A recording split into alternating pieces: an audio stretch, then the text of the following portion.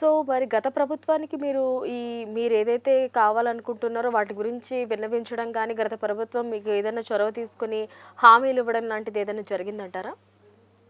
అయితే మేడం ఇది తెలంగాణ రాకముందు తెలంగాణ రాష్ట్ర ఏర్పాటు కోసము మా జాతి కూడా తెలంగాణ ఉద్యమంలో పనిచేసింది. ఇప్పుడు నేను కూడా తెలంగాణ ఉద్యమంలో పనిచేసిన, ప్రజా సంఘంలో పనిచేసిన, రాజకీయ జేసులో కూడా మేము పనిచేసినాం. అద్దంకి దయాకర్ గారు తెలుసు వారికి, ఇప్పుడు కోదం రామరెడ్డి గారు కూడా తెలుసు, శ్రీనివాస్ గౌడ్ కూడా తెలుసు మేము చేసినటువంటి పరిస్థితి. అయితే ఈ తెలంగాణ వస్తే ఈ చిన్న కులాలు బాగుపడతాయి, కొంత వీళ్ళు సమాజంలో ఒక ఆత్మగౌరవాన్ని కనీసం చెప్పుకునే విధంగా వీళ్ళ యొక్క జీవన విధానం కొనసాగుతుందని చెప్పేసి ఆశ కొద్దీ మేము అందరం కూడా పనిచేసినాం. దేవుని దయ వల్ల అది తెలంగాణ వచ్చింది.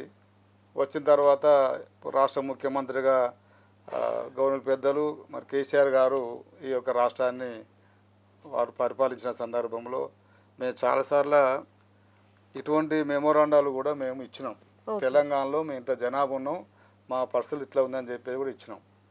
ఇచ్చిన తర్వాత అది వెంటనే వాళ్ళు రెస్పాండ్ కాలేదు. కనీసం ఒక 1 year 2 years తర్వాత అప్పుడు వాళ్ళు కొంచెం గుర్తించి అప్పుడు కేసీఆర్ గారు 11 ఆగస్టు 2018 నాడు మరి అదే ప్రగతి భవన్ పిలిపించుకొని మీకంటూ హైదరాబాద్ కేంద్రంగా ఒక ఏకలవ్య భవనం కోసం ఎకరం భూమి ₹1 కోటి ఇస్తా అని చెప్పేసి ఆ రోజు అతను హామీ ఇవ్వడం జరిగింది.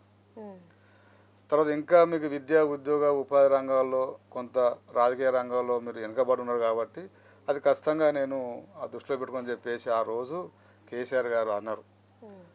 అప్పుడు హరీష్ రావు గారు ఉన్నారు, దేవేందర్ రెడ్డి గారు కూడా ఉన్నారు. దాని తర్వాత ఆ ఎకరము భూమి ఏకలవ్య భవనము ఆ ఫస్ట్ ఇయర్లో మాకు ఏమో ఫండ్స్ ఇవ్వలే. సెకండ్ టర్ము మళ్ళీ ముఖ్యమంత్రి అయిన తర్వాత ఒక 1.5 year బ్యాక్ ఆ అమౌంట్ ఇస్తే ఆ అమౌంట్ ఇప్పుడు నిజాంపేట అక్కడ ఒక ఏకలవ్య భవనము అక్కడ నిర్మాణం అయింది. అది కూడా పూర్తిగా నిర్మాణం కాలే. చుట్టూ కాంపౌండ్ లేదు, గేట్ లేదు, సరైన బోర్ లేదు, బాత్రూమ్ లేవు, అవి ఏం లేవు.